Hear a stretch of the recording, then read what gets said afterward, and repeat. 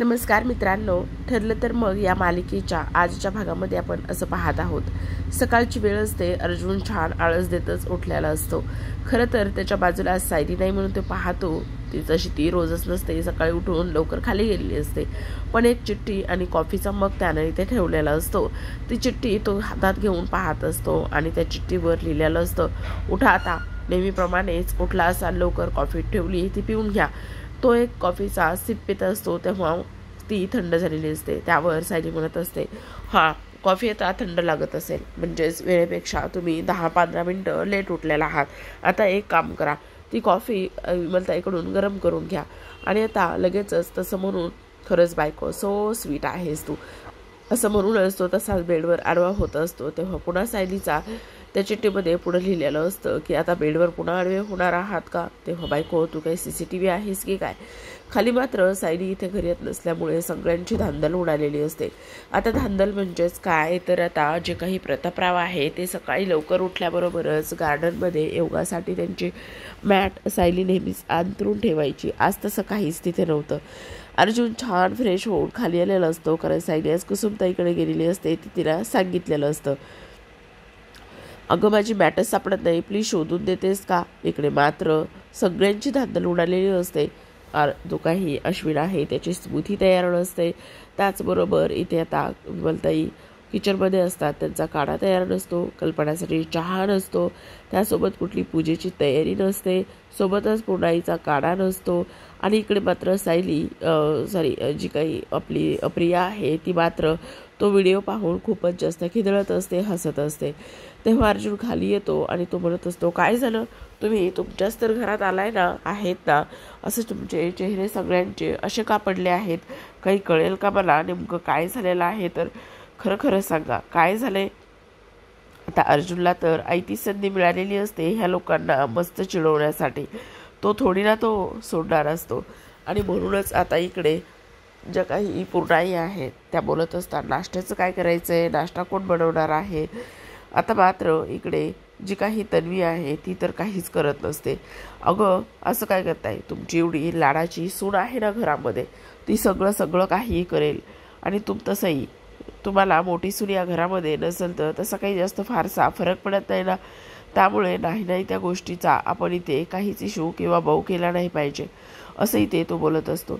पण गेली 2 वर्ष माझी बायको सगळं काही करत आहे. पूर्णाई, आज तर तुझ्या देवपूजेची सगळी कुठेच तयारी दिसत नाहीये. नेमकं काय झालेलं आहे? आणि त्याचबरोबर तुझी स्मृती सुद्धा नाहीये, तो असं इथे बोलत असतो. तेव्हा आता अश्विन बोलत असतो, त्याच्यात काय एवढं, घेतो मी बनवून.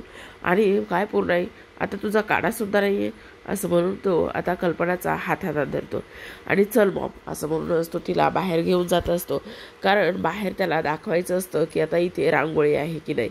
इकडे मात्र प्रतिमा, त्याचबरोबर प्रतापराव, रविराज आणि त्याचबरोबर नागराज सर्वजण सकाळी सकाळी चहा नाश्त्याची तयारी करत असतात. आणि तेव्हाच आता प्रतिमाला जुन्या फोटो, जुन्या अल्बमची पाहण्याची सवय झालेली असते किंवा तिला ते हवे असतात, म्हणून तिने ते घेतलेले असतात आणि पाहत बसलेली असते. आणि तेव्हाच आता रविराज तिला प्रत्येक फोटोची ओळख करून देत असते. तेव्हा ते म्हणत असतात, तुला हा फोटो आठवतोय का?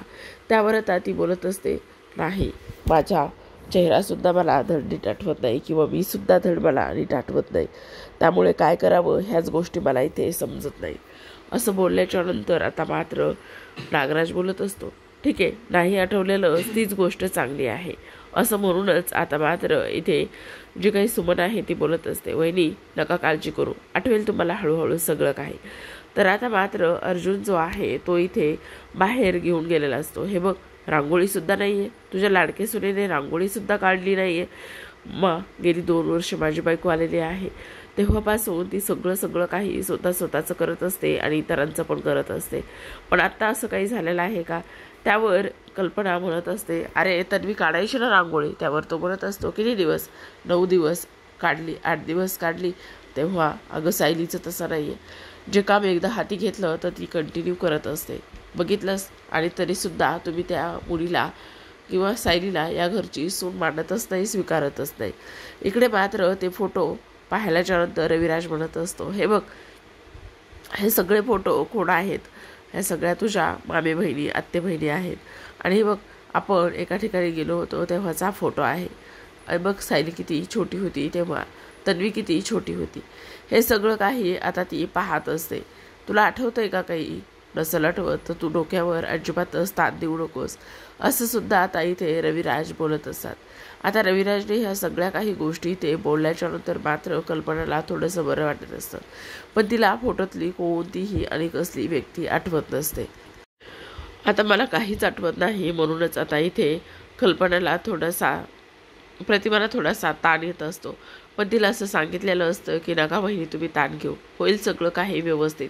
सुमन ह्या सगळ्या काही गोष्टी बोलून दाखवत असते. त्याचबरोबर आता सर्वात महत्त्वाची गोष्ट म्हणजे की कधी आठवणार आहे कधी नाही हेच मला कळत नाही, असं सुद्धा इथे ती बोलत असते. तर आता इकडे प्रताप म्हणत असतात, अगं नाश्ता तरी मिळणार आहे की नाही? त्यावर आता विमल म्हणत असते, ठीक आहे मी नाश्ता जाऊन बनवते. तेव्हा आता कल्पना म्हणत असते, थांब तू आज नाश्ता बनवायचा नाही. हे बघ तन्वी असं म्हटल्याच्या नंतर मात्र तिच्या कानामध्ये असलेले हेडफोन ती बाजूला काढते. आणि काय झालं मॉम, असं का ओरडताय? असं काय झालं ग मामी? तेव्हा आता अगं नाश्ता शब्द ऐकताच ती लगेच बोलत, हो नाश्ता ना, बरं झालं मी खाऊन घेते, मला ना खूप जास्त भूक लागलेली आहे, असं म्हणून आता अर्जुन लगेचच हसायला लागतो. आणि तेव्हा मात्र इकडे दुसऱ्या बाजूला ही लोक नाश्ता करत असतात. आणि तेव्हा विमलसुद्धा हसते, पण पूर्णाईच्या नजरेमुळे ती गप्प बसते. आता मात्र सर्वात महत्त्वाची गोष्ट म्हणजेच की हे बघ तू अजिबात ताण घेऊ नकोस, तुला जे आठवत आहे ना ते हळूहळू आठवू देत. आणि तसंही तुझी आता ट्रीटमेंट सुरू आहे, त्यामुळे होईल सगळं काही व्यवस्थित नीट. तुला फारसं काही आठवायची गरज नाही आहे, जे चाललंय ते सुद्धा खूप चांगलं चाललेलं आहे, असं इथे रविराज तिला समजूत काढत असतात. तर आता मात्र इथे पूर्णाई बोलत असतात, अगं नाश्ता काय, जा किचनमध्ये आणि जाऊन तू नाश्ता बनव. तेव्हा आता इथे प्रिया बोलत असते, अगं पूर्णाई असं काय करतेस, मी आणि नाश्ता मी बोलताय आहे ना नाश्ता बनवायला, कमीत कमी माझा काढा तरी काढा, त्याच्यात काय एवढं, मी सांगतेस विमलताईला काढा बनवायला. त्यासोबतच तुझी स्मृती ना येथा मी तुला एखादा व्हिडिओ पाठवते त्यानुसार तू बनव. आता मात्र इकडे दामिनीने महिपत शिकरेला बोलावून घेतलेलं असतं. आणि दामिनीने महिपत शिकरेला बोलावून घेतल्याच्या नंतर ती म्हणत असते, हे मी आतापासून तुमची ती केस सोडत आहे, मला तुमच्या कुठल्याच केसवर काम करायचं नाही, तुम्ही एखादा दुसरा वकील शोधा. त्यावर ते म्हणत असतात, काय झालं असं का म्हणताय?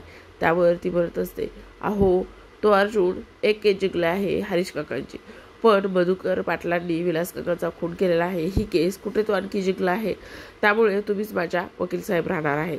पण आता दामिनी म्हणत असते, तुम्ही एवढी कुठं माती खाल्लेली आहे आणि मला असं वाटतंय की आता तुमच्यामुळे मी ही एवढी मोठी नामांकित वकील मी, आणि तुमच्यामुळे मी ही केस हरेल असं मला वाटत आहे.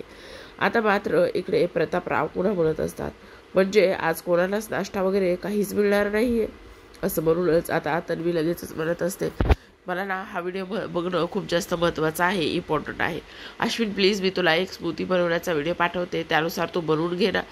तेव्हा आता ती कोणाचं काहीच ऐकत नाही.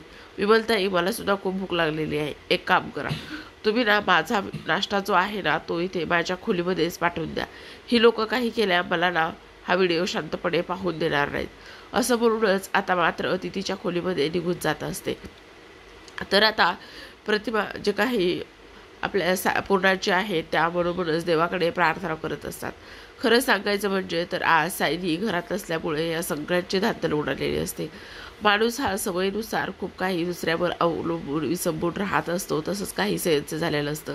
सायली प्रत्येकाची वस्तू नेहमी हातात देत असते आणि आज ती घरात नाही आहे, त्यामुळे अर्जुन म्हणत असतो, बघितलं तरीसुद्धा तुम्ही तिला मोठ्या सुनेचा मान देत नाही आहात. आता मात्र इकडे प्रिया महिपत आणि साक्षीकडे गेलेली असते. तिला सायलीला आता गायब करायचं असतं आणि त्याचबरोबर ती म्हणत असते, एका अर्जुनच्या खूप जवळच्या व्यक्तीला मारायचं आहे. तेव्हा साक्षी बोलत असते, कोण, आजी, त्याची आई?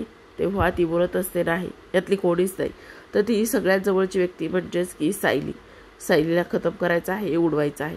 इकडे आता दिवसभर काम करून अर्जुन घरी आलेला असतो. घरी आल्यावर सायलीसोबत त्याचं सकाळपासून काहीच कॉन्टॅक्ट झालेलं नसल्या कारणाने ते खूपच जास्त हायपर होतो आणि विचार करत असतो की सायली नेमकी गेली कुठे. आणि विचार करत असताना मात्र आता घरातल्या सगळ्यांशी तो बोलत असतो आता मात्र ती इथेच कुठेतरी असेल असा प्रश्न त्याला विचारण्यात येतो, पण ती इथे कुठेच नाही असं समजल्यावर मात्र सर्वांनाच थोडंसं आश्चर्य वाटत असतं की नेमकी सायली गेली कुठे म्हणून. आता तू काळजी करू नकोस, आपण सगळे मिळून तिला शोधू. प्रतिभा म्हणत असते, नको काळजी करूस अर्जुन. तेव्हा पूर्णाई म्हणत असतात, अरे तुझी बायको नेमकी गेली तरी कुठे? ती सकाळपासून विमलताईकडे गेली होती, कुसुमताईकडे, पण तिचा सकाळपासून मला फोन नाही, मेसेज नाही, काहीच नाही. आणि हे सगळं काही ते प्रिया अगदीच हसून ऐकत असते. भेटूयात पुढील भागात. तोपर्यंत धन्यवाद.